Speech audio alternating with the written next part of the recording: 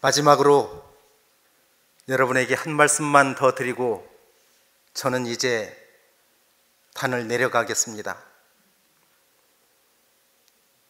짧은 시간이었지만 여러분과 함께 많은 정이 들었지만 이제 제가 헤어져야 할 시간입니다. 그러나 저는 떠나지만 여러분께 제가 믿는 하나님을 선물해드리고 떠나고 싶습니다.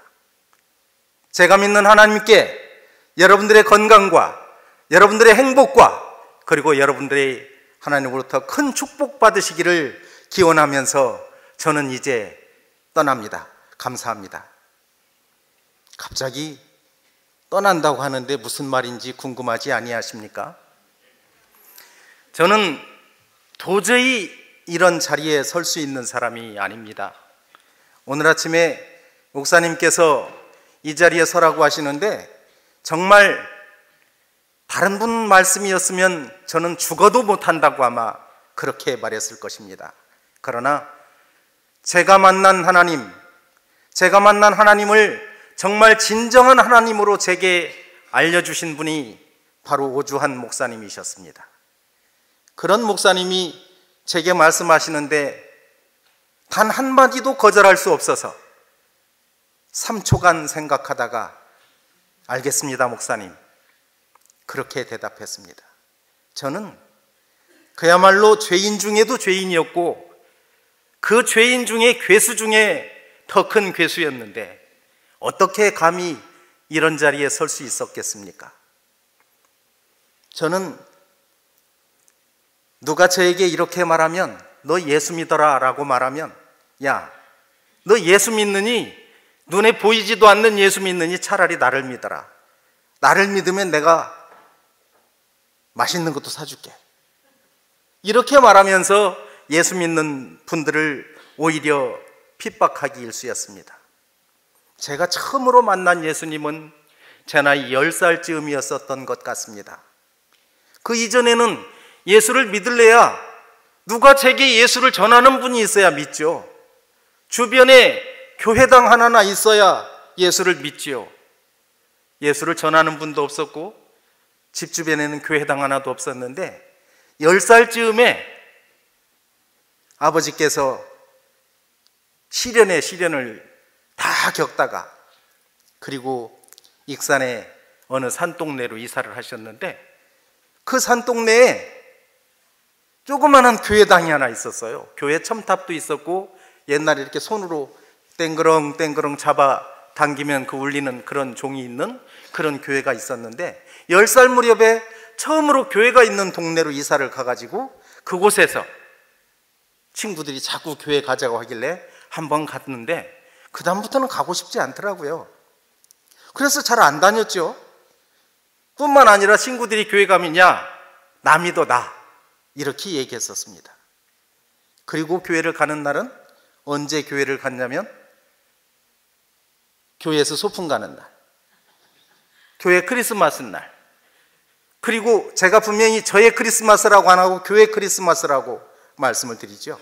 그리고 교회 부활절 날, 이런 날만 찾아다녔죠. 우리 집사님들 제가 왜 그랬을 것 같습니까? 다 아시면서 대답들 안 하시네요. 그날 교회를 가면 먹을 걸 줬거든. 그날 교회 가면 볼펜은 아니었죠. 그때는 연필도 주고 공책도 주고 그 연필 받고 공책 받고 먹을 것 주는 그 재미로 1년에 한 3번이나 많이 가면 5-6번 이렇게 교회를 찾아다녔던 것이 제가 처음 하나님께서 저를 불러주셨던 은혜였지 않나 싶습니다. 저는 전라북도 고창군 고창읍이라는, 그리고 그곳에서도 걸어서 1시간이나 들어가면 있는 아주 작은 리 단위의 산골 마을에 8남매 중에 6번째로 태어났습니다. 산골 마을의 8남매 중 6번째. 여러분은 별로 실감이 안 나시겠지만 그 당시에는 얼마나 끔찍한 굶주림이 따라야 되는 것인지 여러분 아시는 분만 아실 겁니다. 그런데 어쨌든 저희 집은 꽤 부유했었죠.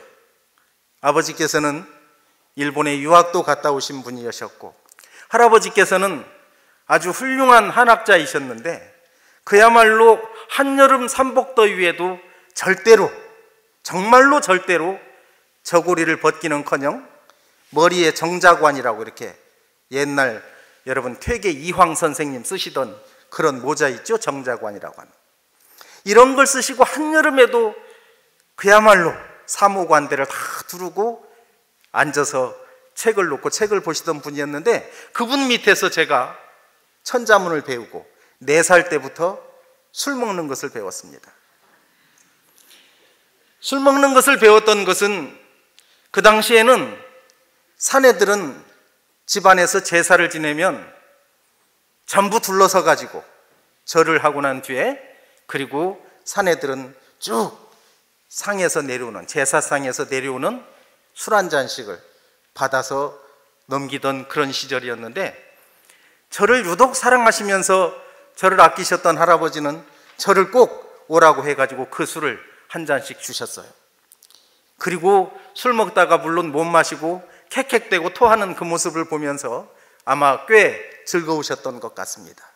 그렇게 술을 배웠고, 그런 집안에서 산 저는 예수님을 만날 기회가 전혀 없었죠.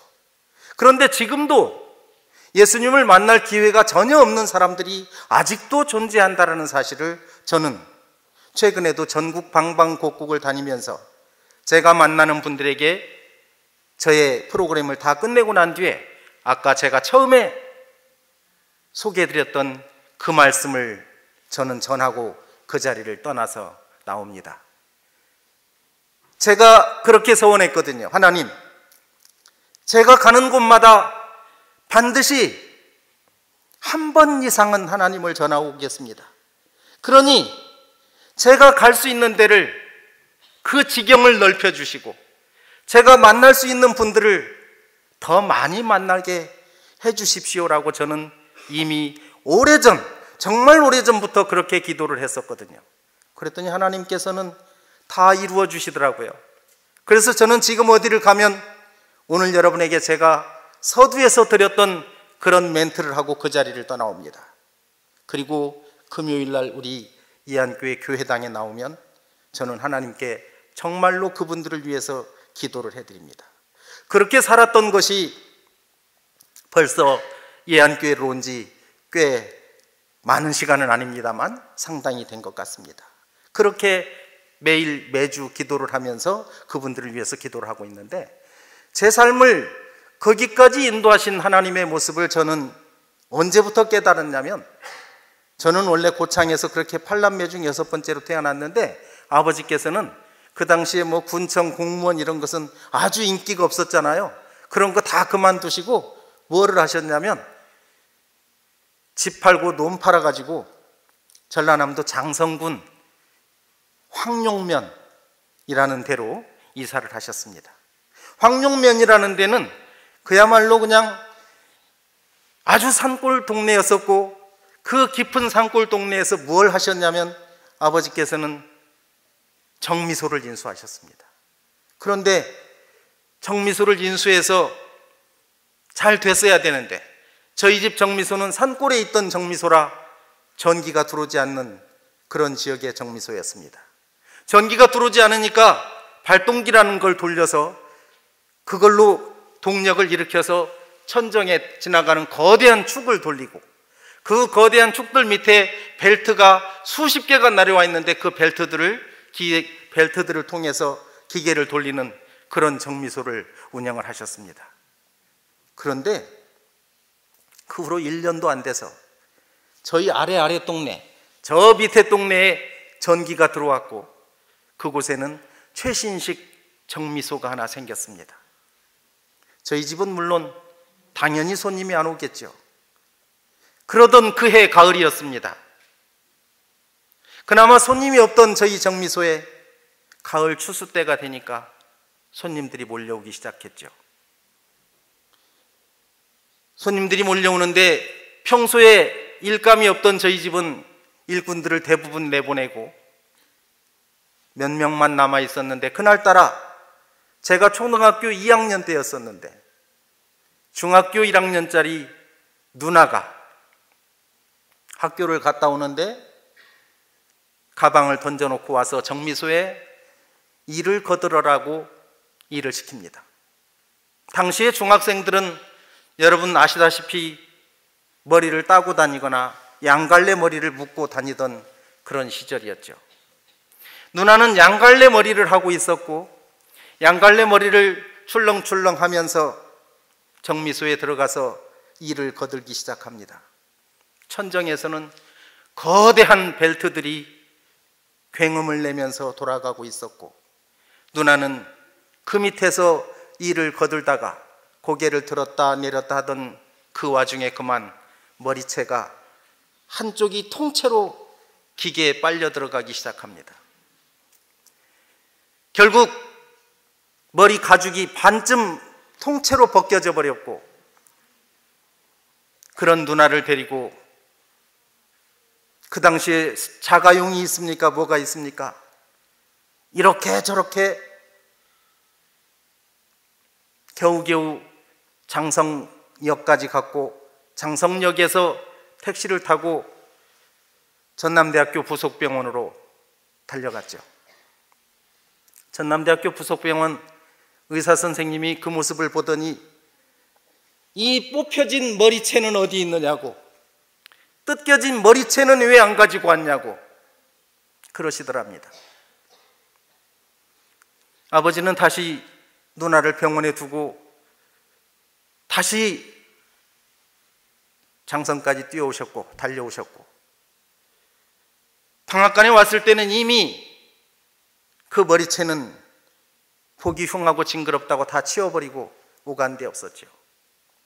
결국 아버지는 빈손으로 병원에 다시 갔고 누나는 자기 허벅지 살을 몇 군데나 떼어서 결국 머리에다 이식수술을 해서 목숨은 건졌지만 지금도 그 머리에는 가발을 쓰고 평생을 사는 그런 신세가 되고 말았습니다.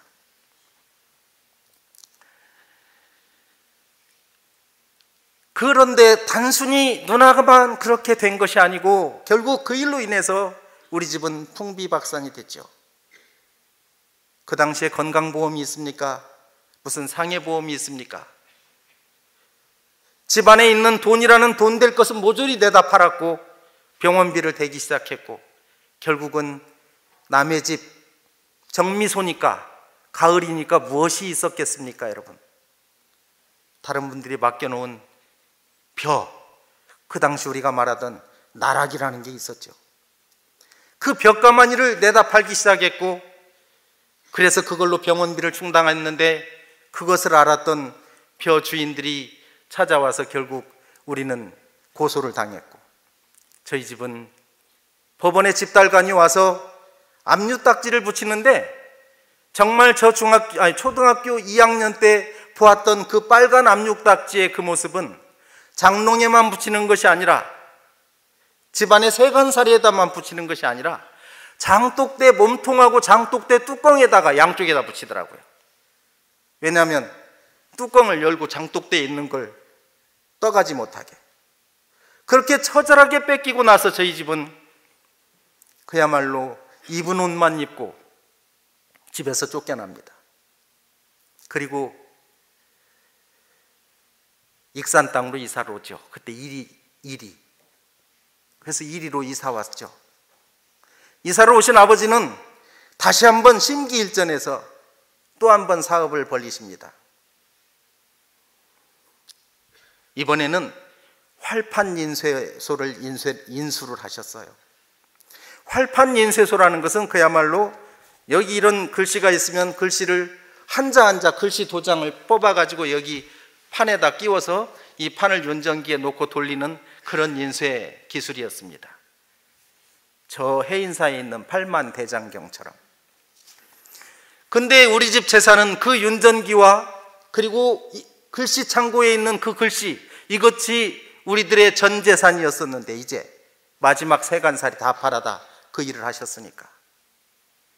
그런데 그 뒤로 얼마 있다가 워드 프로세서라는 것이 나오기 시작합니다. 워드 프로세서에 밀린 활판 인쇄는 지금은 찾아볼 수도 없죠. 그래서 저희 집은 처절하게 또 한 번 망합니다. 결국 이런 와중 속에서 어머니는 제가 11살 때 뇌출혈로 쓰러지시고, 그리고 3년 동안 투병 생활을 하시다가 저 중학교 1학년 때 그만 세상을 떠나고 마십니다. 저희 팔남매는 거지가 됐죠. 저는 고등학교를 장학생이 아니면 다닐 수가 없었습니다. 장학생이 꿈이었죠. 전주고등학교를 가려니까 실력이 딸려요. 그래서 익산에 있는 인문계 고등학교를 가려니 장학생이 안 될 것 같아. 그래서 그보다 한 그레이드 낮은 인문계 고등학교를 가면 장학생이 되겠지 하고 가서 시험을 봤는데 420명 중에 하여튼 최상위권으로 합격을 했어요. 그런데 불행하게도 그 학교는 공립학교라고 1등은 전액 면제, 2등은 수업료 면제, 3등부터는 국물도 없음. 그래서 결국 입학금을 못 내고 있던 저는 먼 친척 아는 분을 통해서 가정교사를 들어와라. 고등학교 1학년짜리가 가정교사를 들어갑니다. 그리고 그 집에서 등록금을 대줘서 고등학교를 입학을 하죠. 고등학교를 입학을 했는데, 아니 정말 하나님께서는 왜 내게 그런 시련을 주시려는지, 그 집 아버지가 그 집에 들어가서 가정교사를 한 지 석 달도 안 돼서 그만 사업에 몽땅 또 실패를 하시네요. 그 집 아버지도. 결국 저는 2, 4분기 수업료를 못 냈습니다. 2, 4분기 수업료를 못 내고 7월 중순이 되어갑니다. 어느 날 담임이 아닌 한 선생님이 5교시 점심시간 이후에 들어오시더니 긴 출석부를 가지고 1번부터 60번까지 다 부르는데 27번만 빼놓고 부르시더라고요. 제가 27번이었었거든요. 속으로 생각했죠. 그래, 출석부에 빨강 도장이 찍혔어. 나는 이미 등교 정지하고 수업료 안 냈으니까. 그런데 그렇게 알고 있었더니 선생님이 출석을 다 부르더니 교탁에 이걸 아시죠? 이렇게 긴 거, 검정색으로 된 거. 교탁에 땅 때리더니, 야 끼들아 조용히 안 해. 남자 고등학교니까 얼마나 말씀이 거칠었겠습니까? 그러더니, 야 27번 변철섭 일어나. 27번 변철섭은 창문 옆에 맨 한쪽 저 귀퉁이 한가운데 저 창문 옆에 앉아 있었는데 일어난 사람 저 혼자밖에 없더라고요. 그런데 딱 그렇게 말씀하십니다. 야, 넌 수업료도 안 낸 놈이 학교는 뭐로 나왔어? 그리고 나서는 돌아서서 1시간 동안 판서를 하시더라고요. 그때 저는 제 인생이 완전히 바뀌었습니다. 아, 공부라는 것은 해서는 안 되는 것이구나. 공부하지 말자. 그런데 내가 공부는 안 해도 저 선생님은 한번 망신을 주고 공부는 그만해야 되겠다. 그래서 그날부터 그 공부만 하고 다른 공부는 다 팽개쳤죠. 그 공부를 얼마나 잘했는지 하여튼 시험 보면 그 과목은 거의 만점, 다른 과목은 거의 최하 꼴찌, 그렇게 변해버리고 말았습니다. 그런데 고3 때가 됐어요. 그 선생님이 담임이 됐네. 그런데 고3 때는 수업료는 어떻게 해서 냈어요. 사방에 다니면서 뛰어다니면서 형수한테도 가서 매달리고 누나한테도 매달리고 사방에 쫓아다니면서 매달려가지고 어머니 안 계시니까 아버지는 만나기 힘들고, 그래서 수업료는 냈는데 7월 어느 날, 똑같은 7월 어느 날이었습니다. 저더러 교무실로 따라오라네요. 따라갔죠. 그랬더니 차렷, 이 꼭다물어 허더니 귀싸대기를 양쪽으로 얼마나 때리는지 속에서 잇몸이 터져가지고 피가 흐를 정도로, 오죽하면 다른 선생님이 그만 때리라고 말려가지고 그만 맞았습니다. 때리면 때릴수록 째려봤거든요. 때리면 때릴수록 더 째려보고, 왜냐하면 그 감정이 계속 제 마음속에 자리 잡고 있었기 때문에.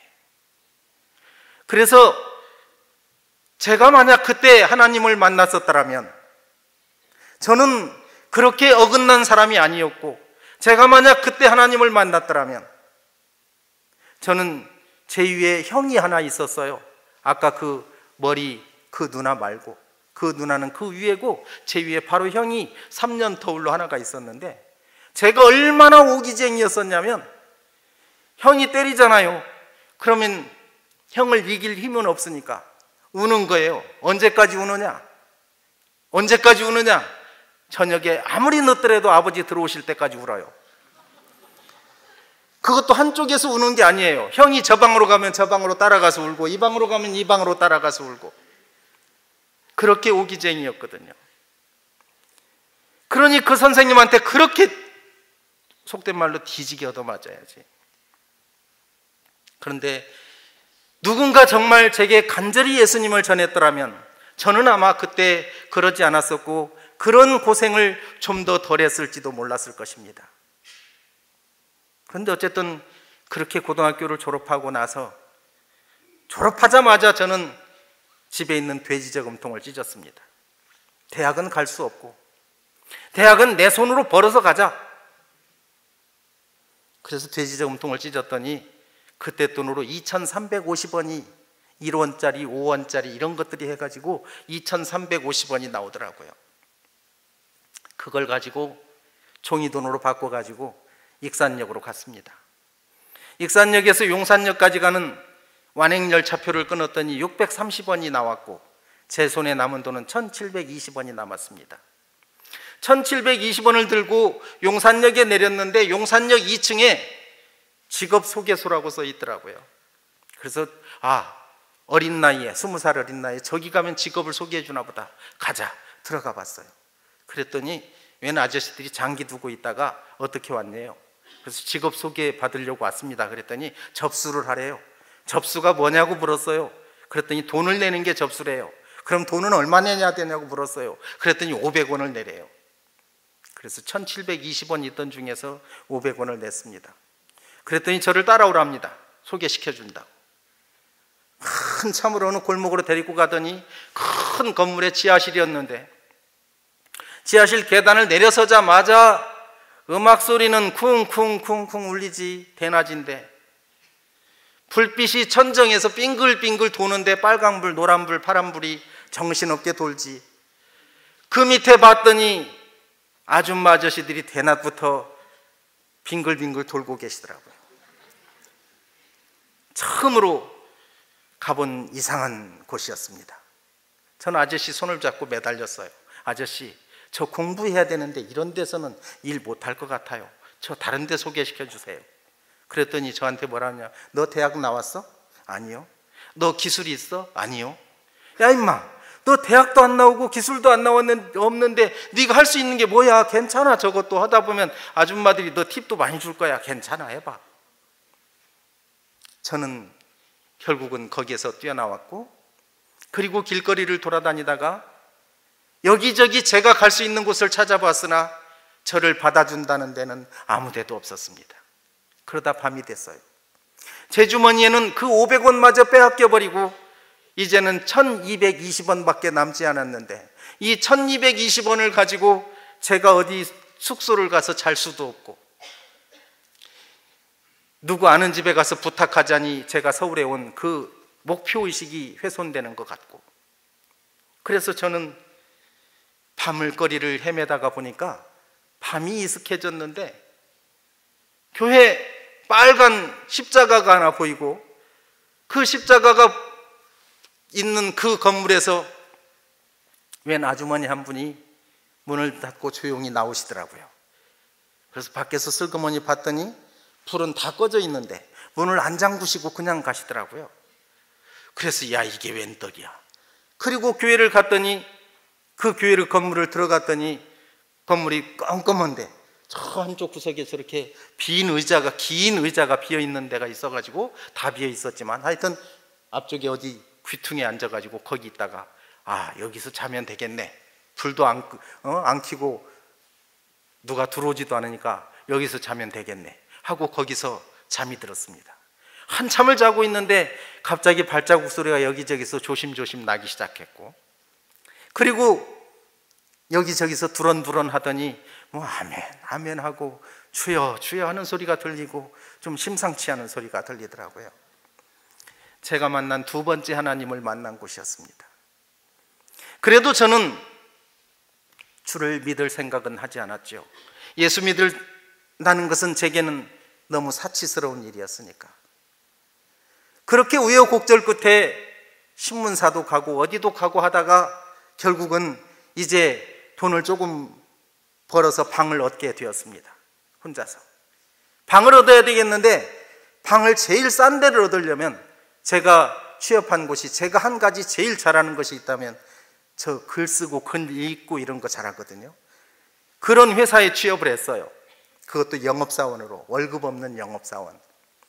그 회사 이름은 월간 현대문학이라는 그 회사였었는데 하여튼 그 회사가 서울 명동에 있었어요. 신세계백화점 옆에. 그래서 거기에서 제일 멀리 가는 시내버스를 탔습니다. 왜냐하면 어린 마음에 여기에서 멀리 가야 집을 싼 데를 얻을 것 같더라고요. 그래서 제일 멀리 가는 시내버스를 타가지고 그걸 갔더니 김포군 김포읍 사울이라는 데가 나옵니다. 그 당시만 해도 평야가, 김포 평야가 넓게 펼쳐진 그런 평야가 나왔고 이 평야에서 이제 내려가지고 시내버스 내려가지고 한 20분간을 더 걸어갔어요. 논 가운데를 따라서. 걸어간 이유는 그래야 집을 싼 데로 얻을 것 같아서. 그래서 가서 방을 얻었고 그 방을 얻으면서 제가 있는 돈을 다 털어가지고 큰 20kg짜리 밀가루 한 포대, 그리고 굵은 왕소금 한 대박, 그리고 노란 냄비 하나, 그 다음에 석유 골로 하나, 이렇게 사가지고 그 집을 들어갔습니다. 그리고 제 주머니에 있는 것은 회사에 왔다 갔다 하면서 쓸 가벼운 차비 정도, 뭐 이 정도 남은 거 외에는 하나도 없었죠. 그렇지만 생각했습니다. 아, 나는 이제 20kg짜리 밀가루 한 푸대 있으니까 이걸 가지고 한 달간 먹고 살면 되고 한 달 되면 회사에서 월급 주겠지. 그럼 가지고 살면 돼. 그리고 열심히 아침에 수제비 끓여 먹고 저녁에 풀떼죽 끓여 먹고 점심은 돌아다니다가 굶고, 그까짓 거 고등학교 내내 굶었는데 점심 좀 굶으면 어때요? 그냥 굶지. 한 달간 굶고 다녔습니다. 그런데 아니 세상에 이놈의 밀가루가 20kg짜리가 제가 얼마나 많이 먹어댔는지 월급 탈 날이 이틀이 남았는데 밀가루가 한 톨도 없이 다 떨어졌어요. 그래서 속으로 생각했죠. 내 나이 20살 청춘에 이까지 이틀간 굶고 살면 어때? 굶고 가자.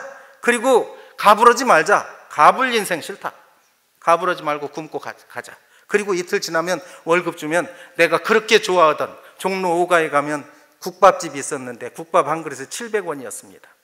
그 국밥 한 그릇 700원짜리 사 먹으면 나 이틀 동안 굶은 거 다 회복할 수 있어. 이틀간 굶지 뭐. 그리고 갔는데 첫날 갔다 오는데 아무렇지 않더라고요. 하루 종일 굶었는데. 둘째 날 아침에 출근할 때도 아무렇지 않더라고요. 괜찮았습니다. 하나님께서 워낙 튼튼한 육체를 주셨나 봐요. 두 번째 날 저녁이었습니다. 버스에서 돌아오는데 갑자기 멀미가 나고 식은땀이 줄줄 나면서 아무 생각이 없어요. 그냥 기운이 하나도 없고 그냥 죽을 것 같아. 버스에서 내려가지고 우리 집까지 걸어가는데 원래 제가 우리 집 걸어가려면 20분 걸렸거든요. 버스에서 내려가지고. 그런데 20분을 걸어가도 집이 안 나오는 거예요. 길 좌우에 논이 쫙 펼쳐져 있는데 논을 보니까 벼들이 전부 다 고개를 숙여가고 있었고, 근데 참새 쫓고 막 그랬잖아요. 참새가 벼 먹으면 먹을 거 있나 먹는 거 보니까 나도 먹을 거 있나 싶어가지고 벼 이삭을 뜯어가지고 깨물어 봤더니 뜨물밖에 안 나오더라고. 그래서 앉아있다 가다 앉아있다 가다를 수도 없이 하다가 결국 제 집에 갔더니 제 집은 아궁이에 불 때는 가마솥이 걸려있는 집이었고 제 방은 그 부엌을 통해서 오른쪽으로 들어가면 부엌에 딸린 방 하나가 있던 그런 방이었습니다. 이 방으로 들어가려면 조그마한 신발을 벗는 대돌이 하나 있어요. 이 대돌을 신발을 벗고 올라가야 되는데 그 대돌을 밟는 순간 발밑에 뭐가 있는 것이었어요. 기운은 없어 죽겠는데 하필이면 뭘 왜 여기다 놓으셨을까? 그리고 슬그머니 들고 봤더니 밑에는 큰 쟁반이 있었고 위에는 큰 소쿠리가 있었는데 쟁반과 소쿠리 사이에는 그 집에서 가마솥에 밥을 하고 가마솥 밑바닥을 그대로 긁어놓은 깜밥 한 덩어리가 그대로 있었습니다. 저는 들어가서 누웠는데 그 깜밥 때문에 도저히 잠이 안 오더라고요. 그래서 문을 슬그머니 열고 주인 댁 다 주무시는가 싶어가지고 한 볼택이 딱 띄어갖고 와서 먹어봤더니 세상에 어떤 음식도 이보다 맛있는 것은 없었어요. 지금도 저는 깜밥을 아주 좋아합니다. 그런데 갑자기 걱정이 되기 시작해요. 아니, 내가 저 깜밥을 가마솥 밑바닥 모양이 그대로 있었는데 그놈을 내가 한쪽을 뜯었으니 표날 거 아니야, 내일 아침에. 그래서 안 되겠어요. 그래서 어린 마음에 다시 쟁반을 제 방으로 통째로 들고 와서 여기저기 뜯기 시작하죠. 그래가지고 부스러기는 내려놓고 나머지는 다시 그 자리에다 놓고 안 먹은 것처럼 덮어놓고 그리고 앉아서 그걸 쥐새끼처럼 먹고 앉아있는데 갑자기 맛은 너무나 좋지만 인생을 살고 싶지 않아졌습니다. 내가 공부 좀 하겠다고 서울에 와서 이렇게 결국은 남의 집 깜밥 도둑놈이 되었구나. 이렇게 사느니 차라리 인생 그만 사는 것이 더 행복하지 않을까. 저는 그날 죽을 결심을 했습니다. 그리고 죽기로 작정하고 동생들에게 편지를 쓰는데 제 밑으로 두 동생이 있거든요. 눈물이 앞을 가려서 편지를 쓸 수가 있어야지. 편지를 쓰고 나면 눈물이 뚝 떨어져 가지고 이게 번지고 그 편지에는 이렇게 쓰면서 동생들 잘 살아라. 나는 이제 편안하게 세상을 떠나련다. 그리고 마음속으로 그렇게 생각했죠. 내일 아침에 일단 회사는 출근해야 돼. 왜? 내가 한 달 동안 죽어라고 영업해서 돈 벌었는데 그 월급은 받아야죠. 그래서 일단 내일 출근해서 월급은 받고, 월급 받고 나면 제일 먼저 달려갈 곳이 어디로 달려갔겠어요? 종로 5가를 달려가야지. 국밥 먹으러 700원짜리 국밥 사 먹고, 그리고 난 다음에 약국으로 가자. 그래서 약국에 가서 내가 그렇게 먹고 싶어 하던 국밥 먹었으니까 약국에 가서 수면제를 한 병 사자. 그 수면제를 한 병 사가지고 내게 있는 나머지 돈, 그것은 얼마나 되겠습니까만 다 털어서 동생들한테 용돈으로 붙여주고, 그리고 저는 남산 꼭대기에 올라가서 숲속에 들어 누워서 숲속에서 수면제 한 병 먹고 영원히 잠들 그런 계획으로 동생들에게 편지를 쓰고 있었습니다. 이 편지가 안 써져요. 밤새워 울었죠. 베개가 아주 흠씬 젖을 만큼. 그리고 저도 모르게 잠이 잠깐 들었나 봅니다. 저는 초등학교, 중학교, 고등학교 12년간 지각도 해본 적이 없거든요. 학교 나오지 말라고 해도 꿋꿋하게 쫓아갔거든요. 그런데 눈을 떠봤더니 해가 중천에 떠 있어요. 우리 집은 김포라 명동까지 출근하려면 버스만 타도 1시간 가야 되고 걸어서 20분간 나가야 되는데 큰일 났어. 그래서 막 부지런히 일어나가지고 마당에 나가서 세수를 하는 데가 마당이 있었거든요. 마당에 이거 품는 그 펌프, 그리고 그 밑에 노세대야가 있는데 이 노세대야를 놓고 펌프로 막 불을 퍼서 세수를 막 하려고 하는 순간이었습니다. 부엌문이 삐그덕하고 열리더니 그 집 젊은 며느리가 저를 불러 세우는 것이었어요. 제가 제일 무서운 건 그 당시만 해도 여자였거든요. 근데 저를 딱 불러 세우더니, 아니 총각, 저기 있는 깜밥 이러는 거예요. 세수를 하려다 말고 고개를 돌린 저는, 아니 저기 있는 저 깜밥 이 말을 하는데, 내가 먹은 것이 들켰구나. 오늘 어차피 죽을 건데 내가 죽기 전에 이런 꼴까지 당하고 죽는구나 라고 생각을 하니까 아무 말도 못 하겠어요. 그런데 갑자기 그분이 이렇게 말하는 거예요. 저기 저 깜밥 총각 먹으라고 놔뒀는데 왜 안 먹었냐고. 하나님께서는 그 순간에도 제게 끊임없는 사랑을 베풀고 계셨던 것이었죠.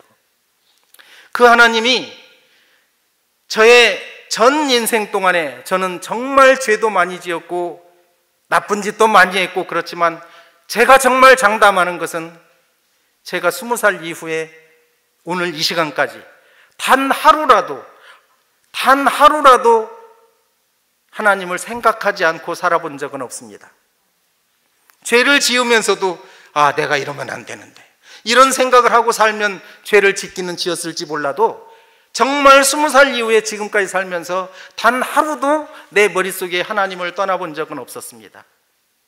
그날 그 사건 이후에 하나님은 그렇게 제 목숨을 건져주셨고, 그래서 저는 시내버스 속에서 출근을 하면서 아직은 누군가 날 위해서 지금도 기도해 주는 사람이 있는데, 누군가 날 위해서 하나님이 보내주시는 그런 분들이 있는데 내가 여기서 죽으면 안 되겠구나라는 생각을 했죠.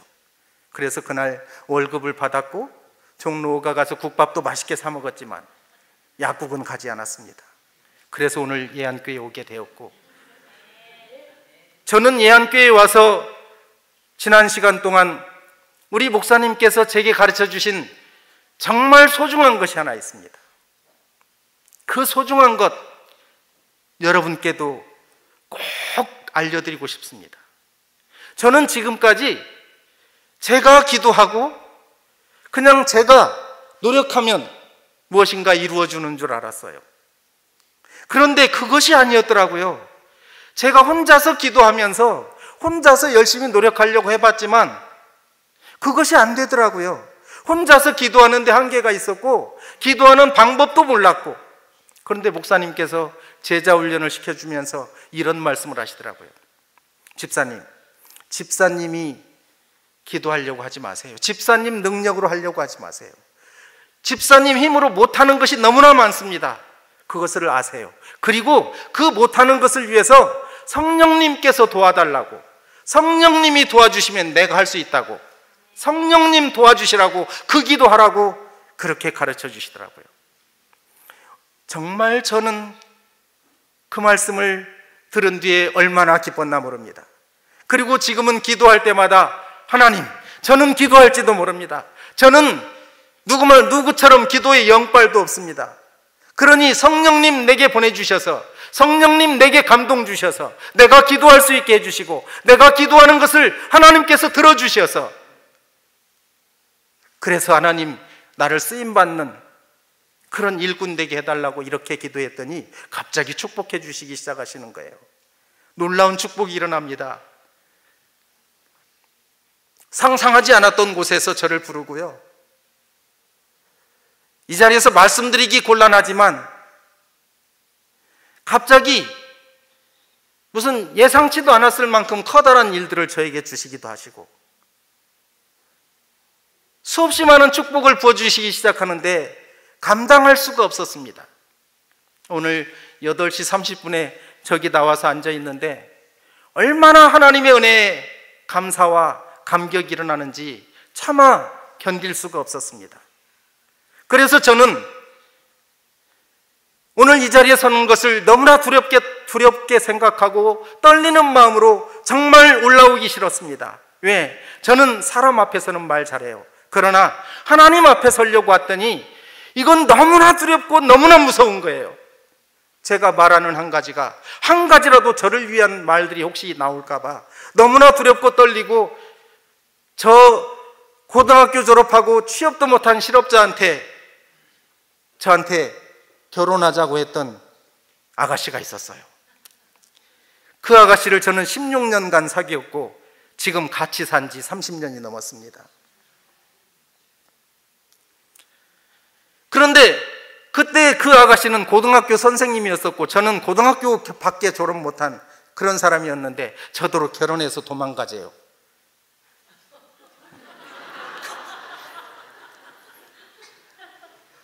하나님께서는 그때도 저를 그렇게 지켜주셨던 것이었습니다.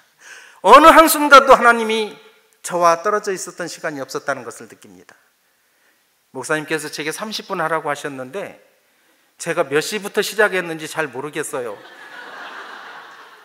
시간 됐으면 알려주세요.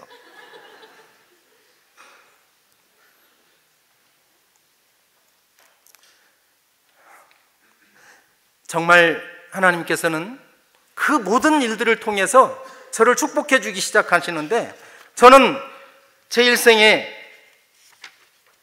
지금도 가장 행복하게 생각하는 것은 예안교회를 오게 된 것입니다.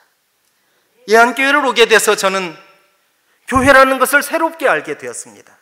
교회의 사명을 제대로 감당하고 있는 대한민국의 몇 안 되는 교회, 아니 세계 몇 안 되는 교회, 우리 예안교회가 이제는 우리 익산 전 지역을 향해서, 아니 대한민국 전 지역 그리고 전 세계 각국에 우리 예안의 말씀이, 하나님의 말씀이 정말 펼쳐져 나가기를 간절히 소원합니다. 제가 마지막으로 이제 정말 한 가지만 말씀드리고 내려가겠습니다. 두 번째 만난 하나님은 제가 그 교회당에서 밤중에 만난 하나님이었었고, 이제 정말 세 번째 하나님을 만나게 됩니다. 저는 군부대도 참 아주 어렵고 힘들게 보내시더라고요.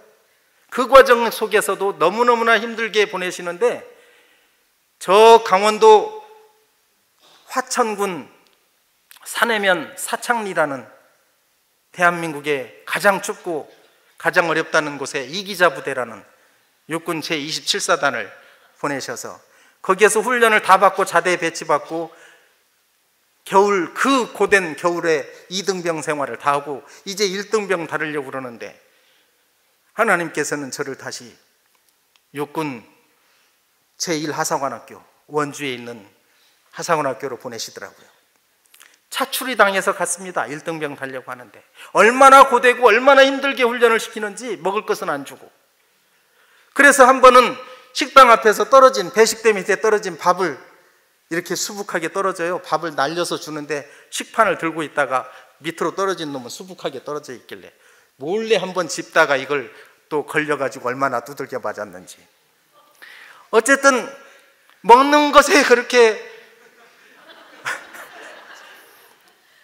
고통을 주시면서도 하나님께서는 저와 함께 하셨는데, 그러다가 그 훈련소에서, 하사관학교 훈련소에서 어느 주일날 군종사병이 오더니 교회 가고 싶은 사람 나오래요. 그래서 여기를 도망갈 수 있는 유일한 길이구나 하고 따라갔죠. 그리고 나서 교회에 가서 앉았는데 정말 뜨거운 머릿속에 무엇인가가 물큰물큰 일어나기 시작하면서 저는 세 번째 하나님을 만납니다. 그리고 얼마나 참회의 눈물인지 감격의 눈물인지 한 시간을 거의 설교 시간이고 찬송 시간이고 기도 시간이고 눈물로 한 시간을 보내다가 그리고 나왔고, 저는 그곳에서 군 생활을 하면서 제가 할 수 있는 일이 무엇일까, 군대에서. 근데 군인 교회 천정이 샌다고, 그 군인교회 천정이 새는 것을 보수공사를 해야 되는데 헌금들 하시라고 그러시더라고요. 그래서 저는 그때 그 어렵게 받은 그 군인 월급을 상당 부분을 건축 헌금으로 드렸죠. 그리고 나서 사회에 나왔더니 지금까지 제가 집을 지으면 돈이 없이 집을 짓기 시작하는데도 하나님께서 집을 지을 수 있도록 돈을 부어주시더니, 한 5년 전에는 제 집이 금마에 있거든요. 산 밑에. 거기를 가자고 그러는데 제 아내가 죽어도 안 간다네요. 왜 안 가냐고 그랬더니 무서워서 안 간대요. 산속에 도저히 못 살겠다고. 그러면 나 혼자 살겠다니 당신은 혼자 아파트에 살으라고. 그리고 저 혼자 가겠다고 했더니 날마다 싸웠죠. 무서운 이유가 뭐냐? 저희 집터가 꽤 넓어요. 그런데 그 주변이 완전히 삥 둘러서 숲이거든요. 나무들이 지금은 많이 없어졌지만 그 당시는 엄청났어요. 들어가면 아주 무서울 정도였어요. 그러면서 아내가 그러더라고요.